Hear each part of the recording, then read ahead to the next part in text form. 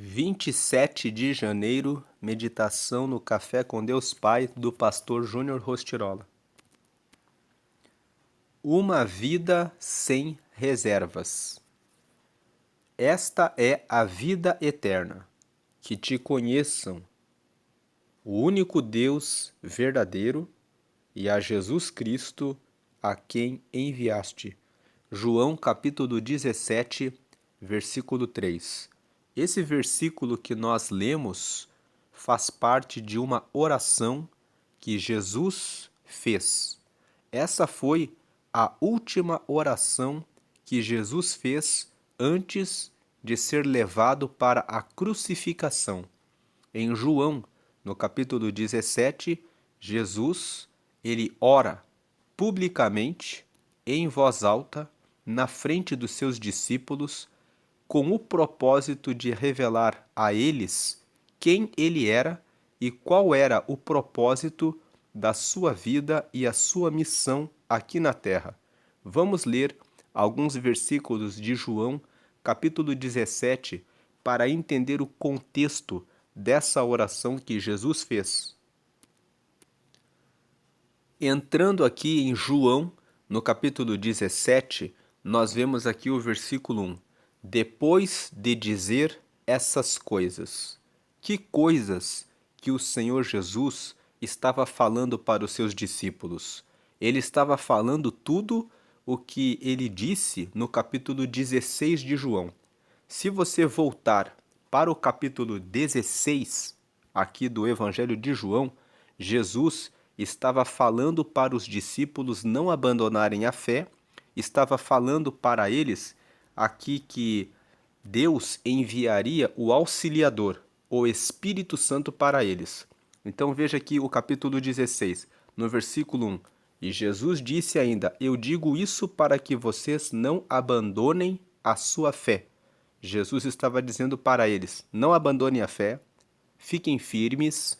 Aí aqui no versículo 8, quando o Auxiliador vier, ele convencerá as pessoas do mundo de que elas têm uma ideia errada a respeito do pecado e do que é direito e justo e também do julgamento de Deus. Então, o versículo 9, as pessoas do mundo estão erradas a respeito do pecado porque elas não creem em mim. E o versículo 10, elas estão erradas a respeito do que é direito e justo porque eu vou para o Pai e vocês não vão me ver mais. Jesus estava dizendo o seguinte, que as pessoas sem o Auxiliador, e o Auxiliador é o Espírito Santo, elas não entendem o pecado. Elas não entendem que elas estão com o pecado na vida delas, no sangue delas. Por mais que uma pessoa pratique o bem, ela tem a marca, a raiz do pecado dentro dela.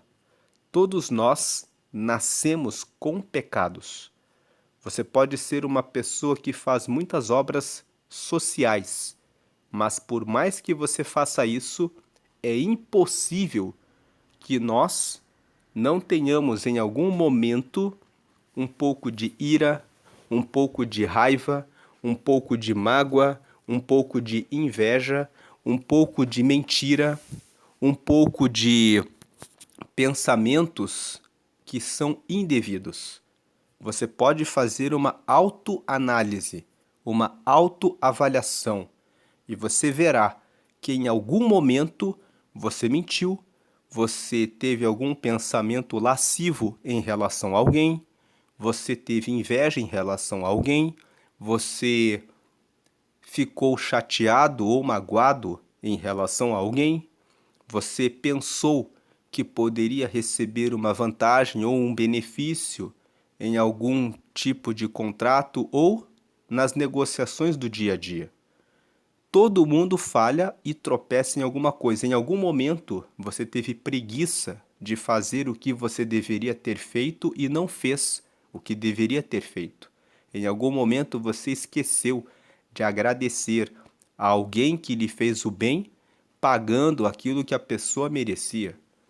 Perceba que ninguém vive nessa terra sem cometer algum pecado, sem cometer algum erro, sem cometer alguma falha. Então, aqui em João, no capítulo 16, Jesus disse isso: quando o auxiliador vier, o auxiliador é o Espírito Santo, ele convencerá as pessoas do mundo de que elas têm uma vida errada. Em outras palavras, o Espírito Santo revela para nós que nós não somos os bonzinhos, mas nós estamos carregados de pecados. Essa é uma ideia muito pesada, porque nós queremos usar maquiagem e dizer: eu sou bonzinho, eu faço boas obras, eu não faço mal a ninguém, eu não mato nenhum mosquito. Então, eu sou uma pessoa boa, eu sou uma pessoa que honra os meus pais, eu sou uma pessoa que não faz nada de errado. Mas Jesus estava dizendo, aqui no capítulo 16, quando o Espírito Santo vier, ele vai convencer as pessoas do mundo de que elas têm uma vida errada. O Espírito Santo mostra a mentira, a lascívia, que você deu uma desviada no seu pescoço e olhou que você não deveria olhar com uma maneira que não deveria pensar. A ideia errada a respeito do pecado e do que é direito e justo. O Espírito Santo, ele nos confronta. Quando ele está em nós, ele nos mostra, olha, isso não é certo. É o Espírito Santo que faz essa obra dentro do ser humano. O Espírito Santo convence o ser humano e mostra claramente que ele não é bom. E com o Espírito Santo recebemos esse entendimento com muita clareza. Ele nos mostra o que é direito e o que é justo e também ele nos mostra o julgamento de Deus. Agora o versículo 9. As pessoas do mundo estão erradas a respeito do pecado, porque não creem em mim. Quando você crê em Jesus e você recebe o Espírito Santo, você tem uma visão perfeita do que é o pecado. Você tem clareza em relação a isso é pecado e isso não é. Você sabe o que é direito e o que é justo. E o versículo 10. E Jesus disse isso no 9. As pessoas do mundo, elas estão erradas a respeito do pecado. Elas erram. O mundo fala, por exemplo, hoje, que não tem problema nenhum de você fornicar. Pessoas solteiras podem se envolver e manter intimidade com quantas pessoas quiserem, desde que não estejam comprometidas com ninguém. Isso é lícito. Qual o pecado? Qual a falha? Onde está o erro? Se eu sou solteiro, se eu sou solteira, de sair com quantas pessoas eu quiser. Qual o problema disso? Eu não tenho que dar satisfação a ninguém, eu pago as minhas contas, eu moro na minha casa, então qual o problema disso? Perceba que a visão que o mundo traz hoje é uma visão diferente, completamente contrária à lei de Deus. As pessoas não percebem que fazendo isso, os anos das suas vidas passam, elas vão se acostumando a uma vida sem os desafios do casamento e elas vão ficando cada vez mais frágeis emocionalmente. Quantas pessoas estão hoje com 35, 40, 45 anos e decepcionadas porque se entregaram para essa ideologia do mundo, de que você pode viver a sua vida com a sua carreira profissional, vivendo com quem você quiser, saindo com quem você quiser, sem nenhum comprometimento e estão agora frustradas, porque tiveram vários relacionamentos e agora estão como um mosaico, com vários cacos, de vários momentos bons com várias pessoas e de várias feridas também que tiveram e sofreram com várias pessoas. Veja que as pessoas do mundo estão erradas a respeito do pecado, porque não creem em mim. Versículo 10. Elas estão erradas a respeito do que é direito e justo, porque eu vou para o Pai e vocês não vão me ver mais. E Jesus, isso aqui é só um resumo de João capítulo 16. Eu não vou ler aqui os outros versículos, mas Jesus fala sobre o Espírito Santo e que ele vai deixar o Espírito Santo e que ele está perto de morrer.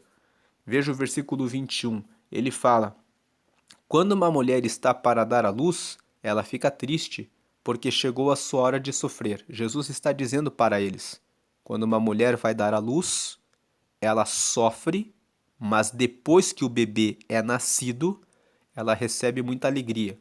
E Jesus está usando essa comparação para dizer: eu vou morrer, mas depois haverá uma grande alegria. E ele termina o capítulo 16 dizendo que eu digo isso para que, por estarem unidos comigo, vocês tenham paz. No mundo vocês vão sofrer, mas tenham coragem porque eu venci o mundo.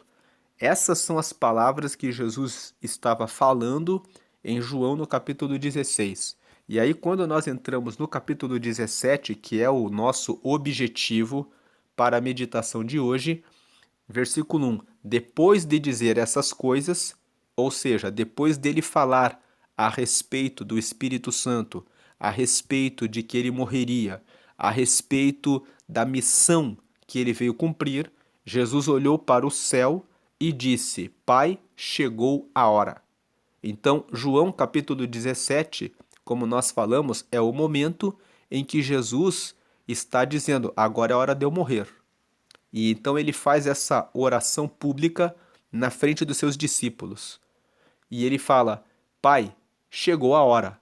Revela a natureza divina do teu filho, a fim de que ele revele a tua natureza gloriosa. Jesus estava dizendo: agora mostra o poder divino que está em mim. Porque quando Jesus morresse, ele ressuscitaria. E depois os discípulos o veriam vivo e entenderiam: verdadeiramente ele era divino. Realmente ele é divino. Realmente ele é o Filho de Deus. E Jesus faz essa oração: Pai, chegou a hora. Revela a natureza divina do teu filho, a fim de que ele revele a tua natureza gloriosa. Jesus fala ele, mas ele está fazendo uma oração sobre ele próprio.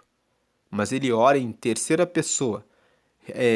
Revela a natureza do teu filho, a fim de que ele, que o teu filho, revele a tua natureza gloriosa. Ele está falando sobre ele próprio. Aí no versículo 2: pois tens dado ao Filho a autoridade sobre todos os seres humanos, para que ele dê a vida eterna a todos os que lhe deste. Pois o Senhor deu autoridade para ele, Jesus, sobre todas as pessoas, para que ele, Jesus, dê a vida eterna a todos os que o Senhor deu para ele. E aí vem o versículo 3, que é o versículo do devocional de hoje. E a vida eterna é esta: que eles conheçam a ti, que és o único Deus verdadeiro, e conheçam também Jesus Cristo que enviaste ao mundo. Então Jesus aqui, ele faz essa oração dizendo ao Pai: chegou a hora da minha morte. Mostra a tua natureza divina em mim. Ou seja, na hora que eu morrer, completa a minha ressurreição, para que depois eles me vejam, para que depois eles realmente entendam que existe a glória do Senhor sobre mim. Jesus estava orando a respeito dele próprio. E aí, no versículo 2, ele fala: porque o Senhor deu para o Filho a autoridade sobre todos os seres humanos, para que ele, o Filho, dê a vida eterna a todos os que lhe deste. Jesus recebeu o poder de dar a vida eterna para todos aqueles que acreditam nele. E aí o versículo 3, ele explica o que é a vida eterna. E a vida eterna é esta: que as pessoas conheçam a ti, que és o único Deus verdadeiro. Que as pessoas conheçam ao Deus Criador dos céus e da terra e se voltem para ele. E conheçam também Jesus Cristo que enviaste ao mundo. E que elas conheçam Jesus porque é por meio de Jesus que nós recebemos a reconciliação com Deus, porque Jesus foi enviado por Deus para morrer por nós, para que por ele tenhamos a vida eterna. Versículo 4: Eu revelei no mundo a tua natureza gloriosa, terminando assim o trabalho que me deste para fazer. Então Jesus fala que quando ele esteve aqui na terra, ele operou sinais e milagres poderosos, ressuscitando mortos, curando cegos, fazendo os mudos falarem, os surdos ouvirem, paralíticos andarem, para que a natureza gloriosa, a glória de Deus fosse revelada na vida dele. E ele diz: terminei todo o trabalho que o Senhor me deu para fazer. Então, Jesus fez essa oração em João, capítulo 17. Na sequência, ele foi traído por Judas, capturado, morto e depois ele ressuscitou, completando essa oração de maneira real, de maneira concreta. Os discípulos o viram ressuscitado e puderam ver a natureza gloriosa de Deus na vida de Jesus. E isso foi registrado pelos evangelistas para que nós pudéssemos saber a respeito dessa divindade de Jesus, saber que ele verdadeiramente era o Filho de Deus e que ele realmente ressuscitou e que todos os que crerem nele e entregarem a vida completamente a ele receberão a reconciliação com Deus e serão salvos, terão a vida eterna. Agora vamos ler aqui o devocional, Uma Vida Sem Reservas. Eu espero que essa leitura tenha trazido luz e entendimento sobre esse versículo. Esta é a vida eterna, que te conheçam o único Deus verdadeiro e a Jesus Cristo a quem enviaste. Agora, vamos ler aqui a mensagem de hoje.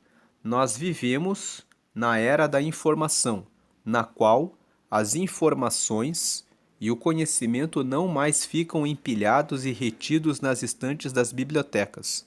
Agora permeiam o ar, através dos bancos de dados e do armazenamento em nuvem, que fazem que a fonte de conhecimento seja praticamente ilimitada. A base de todo relacionamento real, profundo e saudável é o conhecimento, mas não falamos de um conhecimento acadêmico, intelectual ou informativo. Nós falamos de um conhecimento profundo e pessoal que atinge o mais profundo do ser humano, o conhecimento de Deus. A vida das pessoas deve ser marcada por um conhecimento pessoal, especial e peculiar da pessoa de Deus, de Jesus Cristo e do Espírito. Então aqui, o pastor Júnior Rostirola explica no primeiro parágrafo que antigamente as pessoas só tinham acesso à informação e ao conhecimento quando iam na escola ou quando iam na biblioteca. Hoje, com os computadores, você digita no Google o que você quer saber e o Google traz as respostas. Você pode ter acesso à Bíblia, você pode ter acesso a qualquer estudo bíblico dando um Google na internet. Mas, no segundo parágrafo, ele fala aqui que a base do nosso relacionamento real, profundo e saudável é o conhecimento. Mas ele está dizendo, não importa o nosso conhecimento acadêmico, ou seja, o conhecimento que recebemos das faculdades. Não importa o conhecimento intelectual ou o conhecimento que temos de informações. O que importa é o conhecimento pessoal que temos de Deus. Ele fala a respeito do conhecimento que temos de Jesus. E nós só obtemos esse conhecimento de Deus e de Jesus por meio de um relacionamento com Deus Pai, com Deus Filho e com Deus Espírito Santo. Agora, prosseguindo, ele fala aqui, o que observamos atualmente é que nunca houve tanta informação com tamanha velocidade de propagação e facilidade de acesso. embora essa mesma facilidade e velocidade não signifiquem pessoas mais sábias. Vemos discussões sem sentido no trânsito, desentendimentos cada vez mais cheios de agressividade dentro das famílias, desavenças cada vez maiores entre os vizinhos de um mesmo prédio, o que mostra uma sociedade doente e necessitada de Deus. Nesse parágrafo, ele fala apenas o que tem acontecido. Nós vemos isso no dia a dia. Pessoas nervosas se xingando no trânsito, vizinhos que se desrespeitam nos condomínios que moram próximos uns dos outros, desentendimentos dentro da família. Mas ele fala aqui que conhecer Deus está diretamente ligado a manter um relacionamento de intimidade com o Senhor e, consequentemente, com as pessoas. Se você tem um relacionamento de intimidade com Deus, você tem paz no coração e você consegue, pela graça de Deus, pela graça do Espírito Santo. A graça é um favor que nós recebemos de Deus. A graça é um favor que Deus dá para aqueles que buscam a Ele constantemente. Se você busca Ele constantemente, você tem força para perdoar. Você tem força para estar no trânsito, ser ali xingado e ignorar aquilo. Você tem força para amar aquele que muitas vezes desonra e desrespeita você e ter a palavra justa e certa para tratar aquela situação. Essas coisas são possíveis quando você tem a graça, um relacionamento de intimidade com o Senhor. Então você consegue amar a Deus e amar as pessoas. Agora Jesus veio com uma missão simples: nos reconciliar com Deus Pai. Entregue a sua vida ao Senhor e então viva a sua jornada de fé, esperança e amor. A nossa jornada de fé depende da entrega para Jesus. A nossa jornada de esperança depende da fé em Jesus. Nós, quando temos fé em Jesus, temos esperança de que, agindo bem, vamos ganhar as pessoas ao nosso redor para Deus. E a nossa jornada de amor, que é perdoar aquele que nos ofende, manifestar uma boa palavra para os inimigos, conseguir olhar com compaixão para aqueles que fazem o mal, isso só é possível quando nós entregamos a vida para Jesus. Pois o melhor de Deus só acontecerá quando você se entregar sem reservas ao amor do Pai. A falta de intimidade com Deus, o distanciamento de Deus, reforça a nossa natureza humana, reforça a nossa natureza pecadora, reforça a nossa mágoa, inveja, raiva, lascívia, cobiça, pensamentos de prostituição, pornografia, adultério, mentira, suborno, pensamentos que olham para o próximo como uma forma de conseguirmos benefícios, vantagens pessoais, uma atitude interesseira em relação ao próximo, com uma atitude irreverente que faz bullying, faz brincadeiras que diminuem o próximo, pensamentos de calúnia, difamação, traição, mentira, hipocrisia,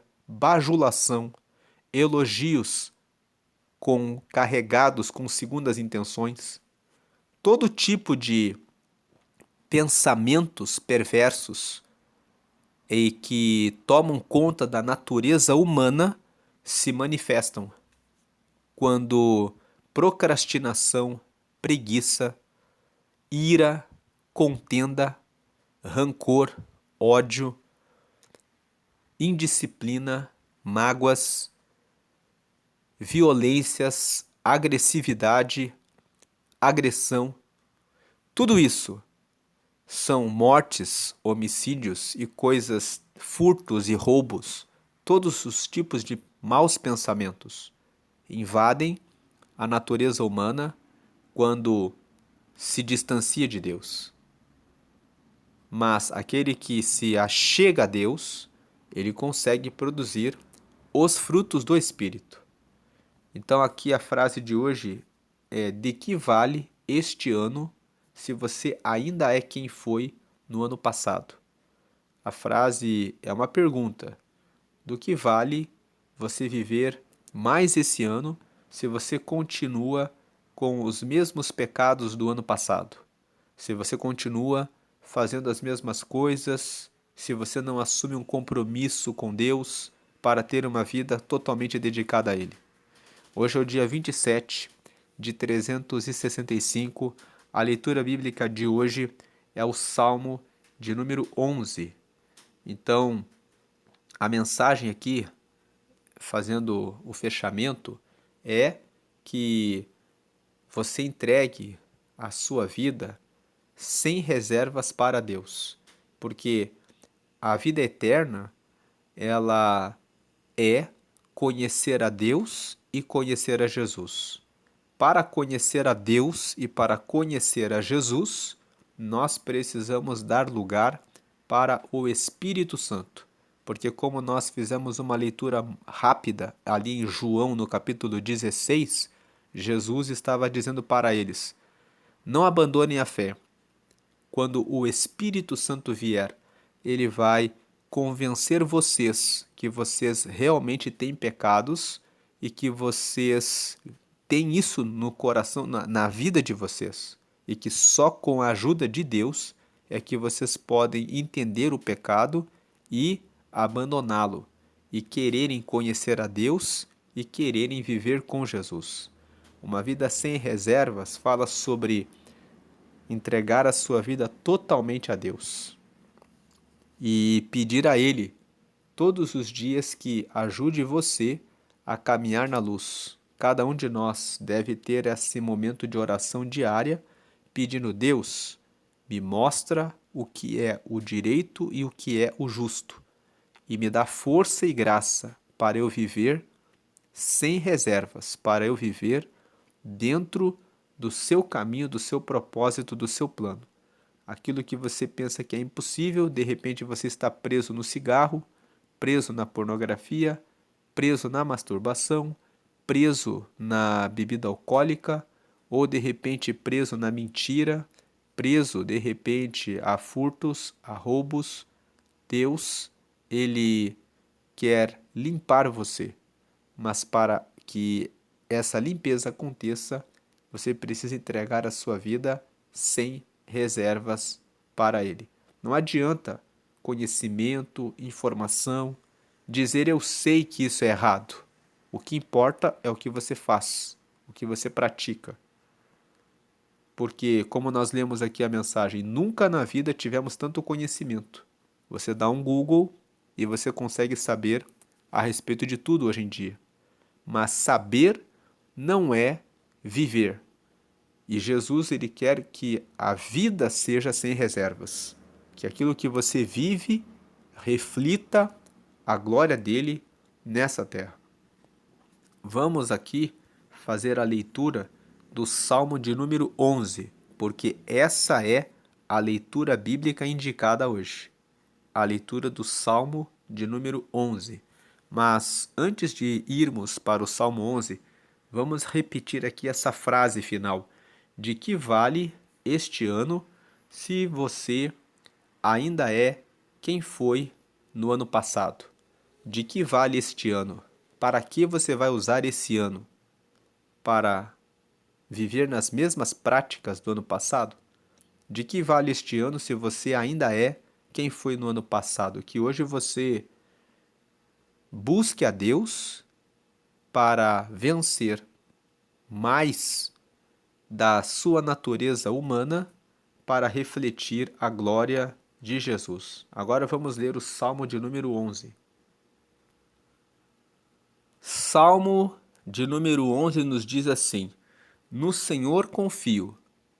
Como dizeis, pois, a minha alma, foge para a tua montanha como o pássaro. 2. Porque eis que os ímpios armam o arco, põem as flechas na corda, para com elas atirarem as ocultas aos retos de coração. 3. Na verdade, que já os fundamentos se transtornam. Que pode fazer o justo?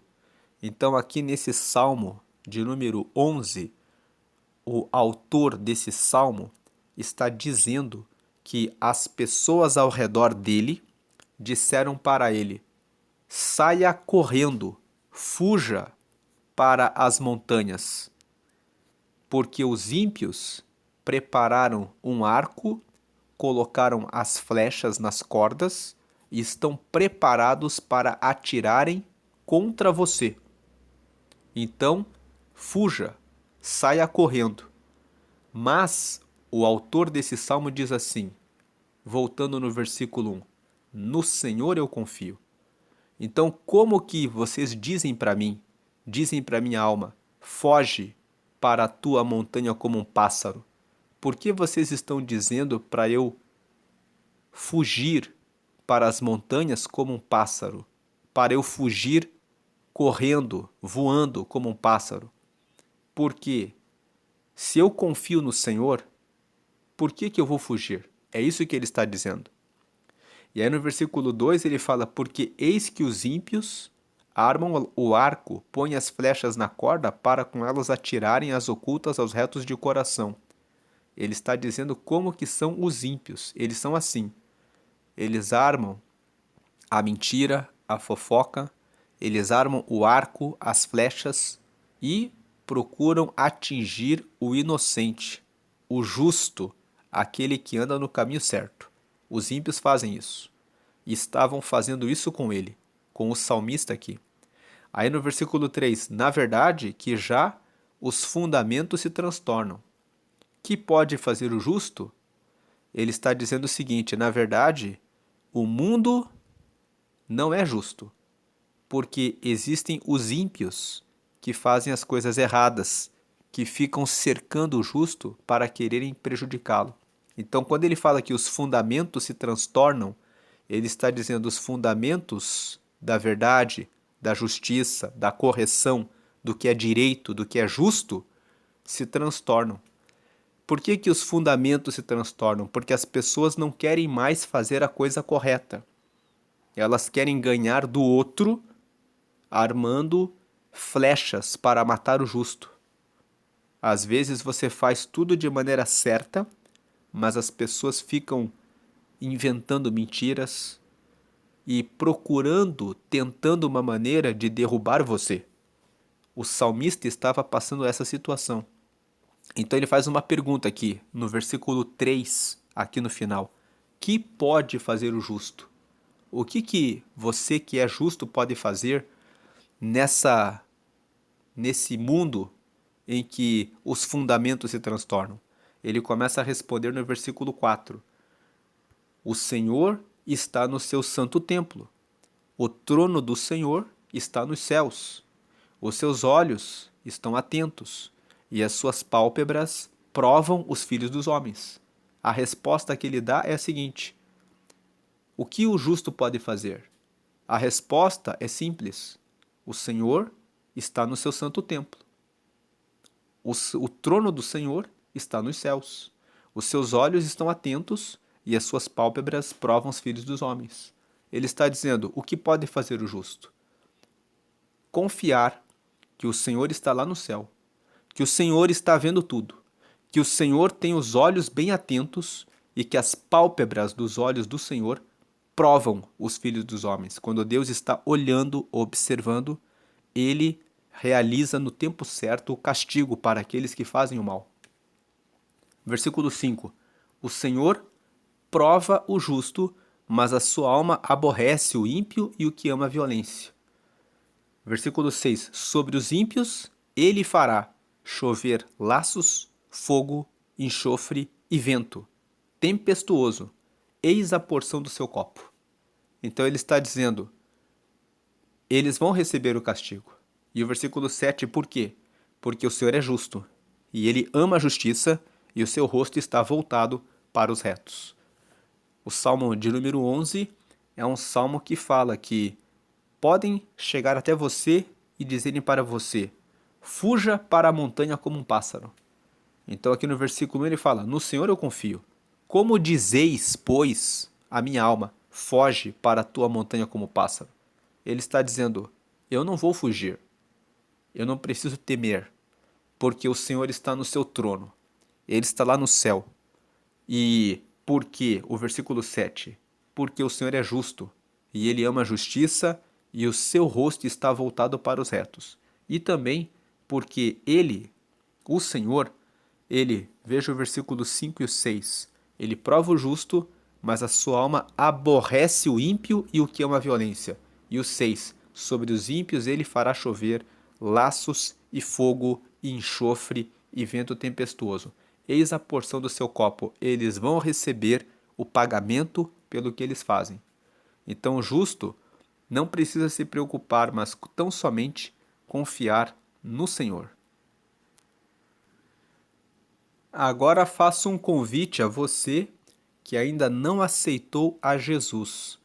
Jesus é o Filho de Deus. Como nós lemos na mensagem de hoje, em João, no capítulo 16, ele deu as informações a respeito do Auxiliador, que é o Espírito Santo. Você precisa receber o Espírito Santo para que você tenha clareza em relação ao que é pecado e ao que é justo.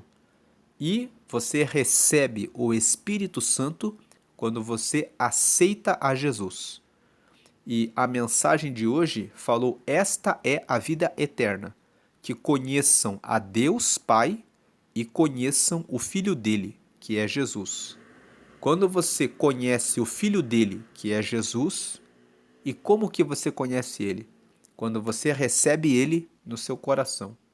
Quando você abre a sua boca e diz: eu quero Jesus em mim, Jesus entra em você, dá o Espírito Santo para você e você recebe a graça. Começa a entender e a receber o convencimento. O Espírito Santo nos convence do pecado. Ele mostra para nós: é errado fazer essas coisas. É Ele que fala comigo e com você, revelando para nós o que é errado. Se você ficar muitos anos numa igreja e você não buscar um relacionamento de intimidade com o Espírito Santo, com Jesus, você vai viver 20, 30 anos da mesma forma. Mas, se você receber a Jesus e começar a ter um relacionamento de intimidade, orando todos os dias e pedindo do fundo do coração e da sua alma que você quer que o Espírito Santo fale com você sobre o que é certo e o que é errado, aí o Espírito Santo vai ajudar você e vai convencer você para que você deixe o pecado. E essa oração de confissão é uma oração para confessar que você sabe, reconhece, admite que você precisa de Deus e que você precisa receber a Jesus, porque foi Jesus que morreu por nós na cruz, entregou a vida dele para termos a salvação. Então, faça comigo essa oração de confissão. Essa oração ela tem 3 frases simples. Repita em voz alta essa oração com fé de que Jesus é o Filho de Deus e que você acredita que precisa dele para a sua vida. Então diga aqui a frase número 1: Senhor Jesus, eu te aceito como meu único Senhor e Salvador. A frase 2: perdoa meus pecados e me dá o teu Espírito Santo para me guiar até o céu. Ele guia você até o céu porque ele mostra o que é justo e o que é pecado. E a frase número 3: escreve meu nome no livro da vida. Em Apocalipse, no capítulo 20, está escrito que haverá um dia que todos comparecerão ante o tribunal de Cristo, e nesse tribunal, quem estiver com o nome no livro da vida, herdará o reino dos céus. Por quê? Quem tem o nome registrado no livro da vida é porque recebeu a Jesus, é porque confessou seus pecados, é porque recebeu o Espírito Santo e é porque caminhou com ele nessa vida. Em nome de Jesus, amém. Com essa oração, você pode procurar uma igreja, se você não participa de nenhuma, que pregue que todas as orações devem ser feitas exclusivamente a Jesus. Você deve orar todos os dias e ler a palavra de Deus, buscando conhecer a Deus mais e mais. Leia a Bíblia para que você mesmo, para que você mesma conheça a palavra de Deus e possa, por você mesmo, por você mesma, saber o que é o certo e o errado, tendo o convencimento do Espírito Santo na sua vida.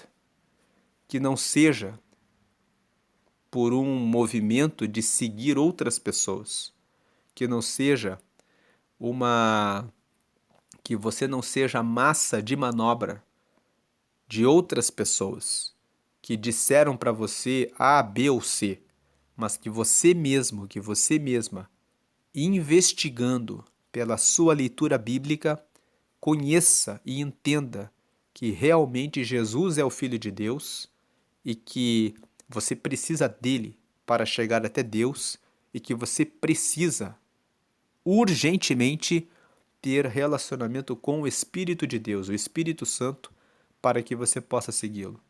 Que não seja porque outras pessoas falaram para você, mas que seja porque você mesmo, você mesma tem intimidade, amizade, comunhão e relacionamento com Deus.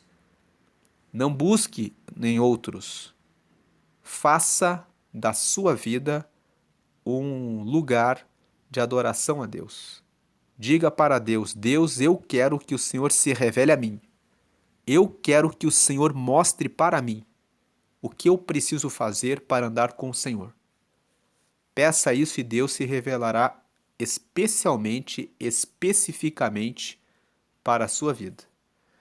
Vamos agradecer ao Senhor. Senhor, te agradecemos por essa palavra, te agradecemos porque o Senhor veio em carne e entregou a sua vida na cruz para nos dar a salvação. Obrigado porque o Senhor, quando partiu, deixou o Auxiliador, que é o Espírito Santo que mora em nós e que nos convence do pecado e nos revela claramente onde estamos errando. E o Senhor também nos convence da justiça, nos convence de que o que é justo é andar de acordo com a tua palavra, com os teus mandamentos. E o Senhor também nos convence a respeito do seu juízo, que haverá um dia em que o Senhor virá e realizará o julgamento de todos e que nós precisamos, e que esse juízo é justo e verdadeiro, porque o Senhor deu chance e oportunidade para todos nós conhecermos ao Senhor.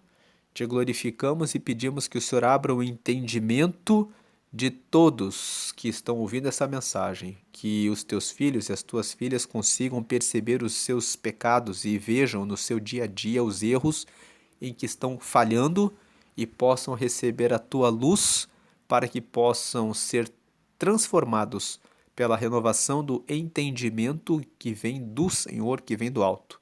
Pedimos que o Senhor derrame saúde para os que estão enfermos, libertação para os que estão com alguns vícios e também libertação daqueles que estão nas cadeias, levando o teu povo para que preguem a tua palavra, para que sejam libertos e sejam resgatados para a vida social com justiça para teu louvor e glória.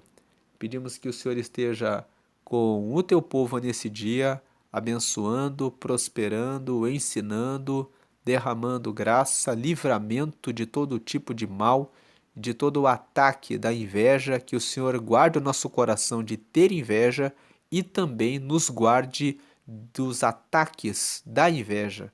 Coloca as tuas mãos, nos livra de todas as trevas, livra-nos da mentira, tanto de falarmos a mentira, como de sermos atacados por calúnia, fofoca, difamação, engano e mentira. Que o nosso coração seja lavado e que estejamos sempre na tua verdade. Guarda os nossos olhos para que possamos olhar bem, olhar com santidade, correção e verdade. E guarda também a nossa boca de falar de maneira injusta, indecente, indevida, corrompida, com fofoca, com mentira, com difamação ou com o que não sabemos direito. Que possamos usar as nossas palavras para edificação e que possamos ser guardados de toda mentira e de toda língua fraudulenta.